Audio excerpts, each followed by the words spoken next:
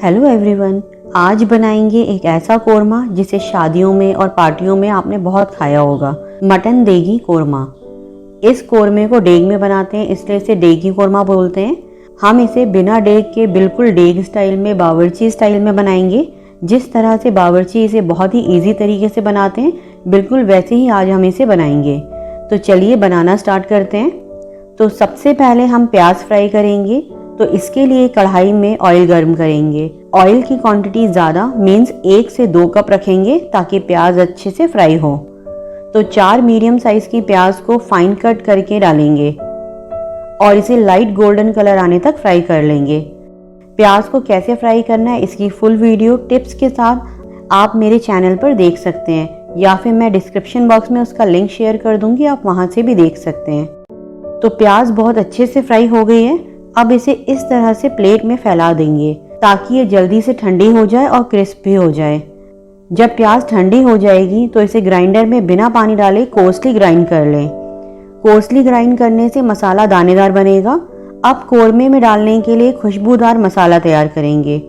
तो एक मोटर पेसल में डालेंगे 1 टीस्पून जीरा, 1 जावित्री का फूल, 1/3 टुकड़ा जायफल, 7 से 8 इलायची और 10 से 12 काली मिर्चें।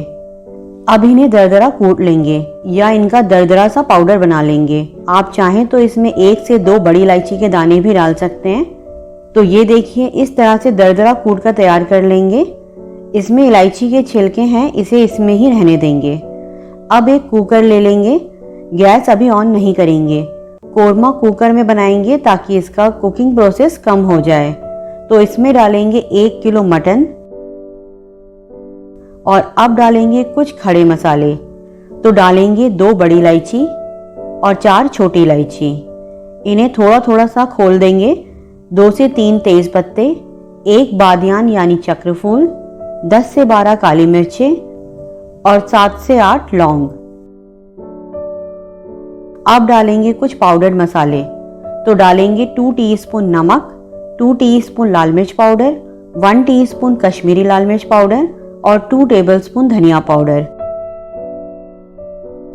इसी के साथ डालेंगे 2 टेबलस्पून लहसुन अदरक का पेस्ट और 1/3 कप देसी घी। घी की जगह जिसमें हमने प्याज फ्राई की थी वो वाला ऑयल भी डाल सकते हैं। अब इसे गैस की फ्लेम पर रखेंगे और हाई फ्लेम पर 4 से 5 मिनट गोश्त को भून लेंगे ताकि इसका कच्चापन निकल जाए। तो हाई फ्लेम पर 3 से 4 मिनट हो गए हैं मटन को भूनते हुए। अब गैस की फ्लेम लो करेंगे और अब डालेंगे दरदरी पिसी हुई फ्राइड प्याज और इसी के साथ डालेंगे 1 कप से थोड़ी सी ज्यादा यानी 1 कप प्लस 1/4 कप दही। और अब गोश्त को भुनेंगे। दही इसमें विस्क की हुई नहीं डालते, बिना फिटी हुई दही डालने से भी मसाला दानेदार बनेगा। और अब मसाले को भुनेंगे।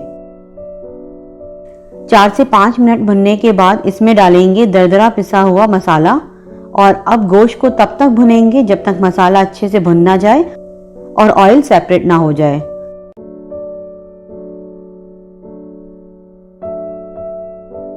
तो गोश्त बहुत अच्छे से भुन गया है। गोश्त को भुनने में कितना टाइम लगेगा ये गैस की फ्लेम, मटन और दही के पानी छोड़ने पर भी डिपेंड करता है। अब डालेंगे इसमें 2 कप पानी। मिक्स करेंगे। अगर आप इसे ओपन बनाएंगे तो इसमें 4 से 5 कप पानी डालें और ओपन में इसे बनने में 50 से 55 मिनट लग जाएंगे। लेकिन कुकर में यही प्रोसेस बहुत कम हो जाता है। तो लिड लगाएंगे और हाई फ्लेम पर 1 विसिल आने के बाद लो फ्लेम पर 13 से 14 मिनट रखेंगे और फिर गैस बंद कर देंगे। और जब प्रेशर अपने आप आउट हो जाए तो ओपन करेंगे। प्रेशर आउट हो चुका है, ओपन करते हैं। मटन बहुत अच्छे से गल चुका है। अब गैस ऑन करेंगे और इसमें डालेंगे 20 काजू का पेस्ट।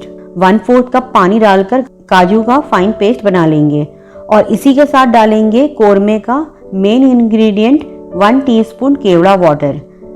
इससे कोरमा बिल्कुल डेग स्टाइल लगता है। मिक्स करेंगे और ढककर लो फ्लेम पर 2 से 3 मिनट पकाएंगे। तो 3 मिनट हो गए हैं, ओपन करते हैं। इसकी कंसिस्टेंसी बिल्कुल परफेक्ट है। हमारा डेग स्टाइल मटन कोरमा बनकर तैयार है।